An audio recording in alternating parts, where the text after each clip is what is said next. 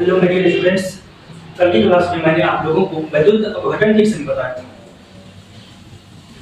और उसमें हमने एक ट्रिक भी दिया था जिसमें लड़की का नाम बताया था।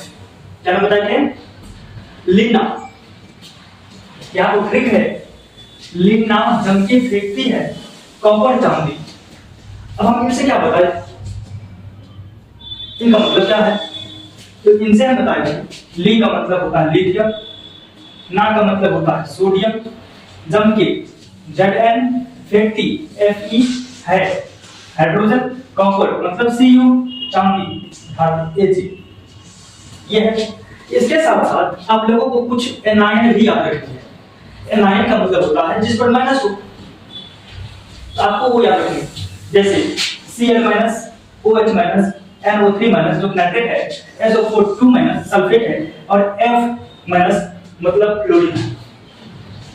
अब बच्चों एक बात याद रखनी है, यहां पर ऊपर से नीचे जब आते हैं, ऊपर से नीचे जब आते हैं तो SRP का मान बढ़ता है। अब ये SRP क्या होता है? तो S for standard, R for reduction, P for potential, अर्थात मानक अपचयन विभव। मानक अपचयन विभव। तो ऊपर से नीचे आने पर ये मानक अपचयन विभव का जो मान होता है वो बढ़ता है। ठीक उसी तरह अगर हम नीचे से ऊपर की ओर जाते हैं, नीचे से ऊपर की ओर जाते हैं, नीचे से ऊपर की ओर जाते हैं तो OP बढ़ता है, OP बढ़ता है। O का मतलब ऑक्सीडेशन, P का मतलब पोटेंशियल, अर्थात ऑक्सीकरण विभव। तो नीचे से ऊपर की ओर जाएंगे तो ऑक्सीकरण विभव का मान बढ़ता है, ऊपर से नीचे की ओर आते हैं तो SRP का मान बढ़ता है। याद रखिए। इसके साथ साथ एक चीज और सीखिए, सेल। सेल में दो चीजें होती है, सेल में दो चीजें होती है, एक एनोड होता है और दूसरा कैथोड होता है। एनोड पर ऑक्सीकरण होता है, कैथोड पर अपचयन होता है। अब ऑक्सीकरण होता है तो इस पर इलेक्ट्रॉन त्याग, ये इलेक्ट्रॉन त्याग करती है और अपचयन में यहां पर इलेक्ट्रॉन ग्रहण किया जाता है।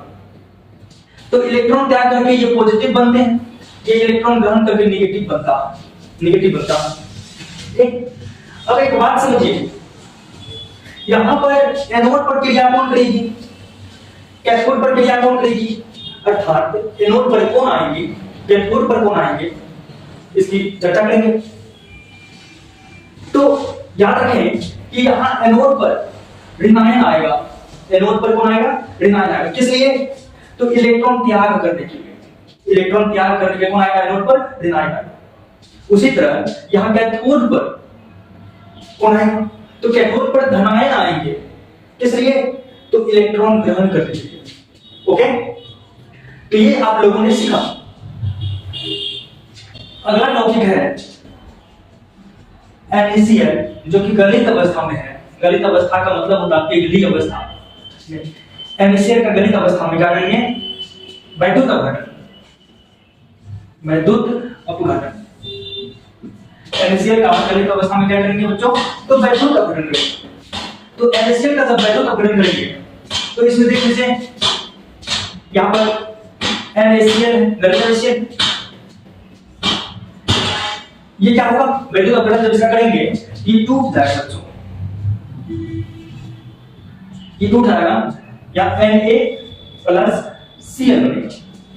ये Na यहां पर एक है, Cl भी यहां पर एक है, कि यहां Na एक पहले आ गया और यहां पर Cl एक पहले आ गया।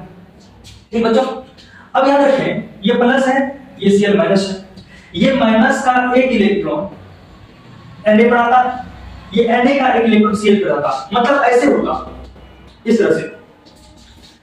तो अब होगा क्या, तो अब यहां पर एक है एनोड, यहां पर एक है कैथोड। देखिए कैथोड पर कौन आएगा, तो कैथोड पर जो है यहां पर समझिए, यहां पर Na है, प्लस है, ऋणायन आएगा, इलेक्ट्रॉन ग्रहण करेंगे यहां पर, कैथोड पर ऋणायन आएगा, कैथोड पर इलेक्ट्रॉन ग्रहण किया, क्या बन जाएगा बच्चों, Na बन जाएगा। ठीक। उसी तरह से यहां पर देखिए एनोड पर यहां पर Cl माइनस है। आप लोगों को हम एक चीज बताए होंगे, द्विपरमाणु कणों में होता यह है कि वे अणु जिसमें दो परमाणु हो उसे द्विपरमाणु कण कहते हैं। और द्विपरमाणु अणु की संख्या 7 होती है, जिसमें कि H2 है, O2 है, Cl2 है, N2 है, F2 है, I2 है, ये सभी है। तो यहां पर जो Cl माइनस है ये कहता है कि हम अकेले नहीं जा रहे, तो होता ऐसे है, जाएगा कितना? तो Cl2 ये क्या बन जाता है बच्चों? गैस। तो यहां पर 2 लगाना पड़ेगा। अब यहां पर 2 लगाना पड़ेगा और यहां पर Cl2 बना है। अब इसको बैलेंस करने के लिए हमें क्या करना पड़ेगा? 2 इलेक्ट्रॉनों का त्याग करना पड़ेगा। 2 इलेक्ट्रॉन क्या करना पड़ेगा? त्याग करना पड़ेगा। तो अगर आपसे ये पूछे कि गलित एनएचसीएल का जो वैद्युत विकर्ण होता है तो एनोड पर क्या होता है, कैथोड पर क्या होता है, तो आप लोगों को बताना है कि एनोड पर जो है क्लोरीन गैस मुक्त होती है और कैथोड पर जो है सोडियम धातु बनता है जो कि ठोस अवस्था में है। सोडियम धातु प्राप्त होती है जो कि ठोस अवस्था में। ओके बच्चों, डन।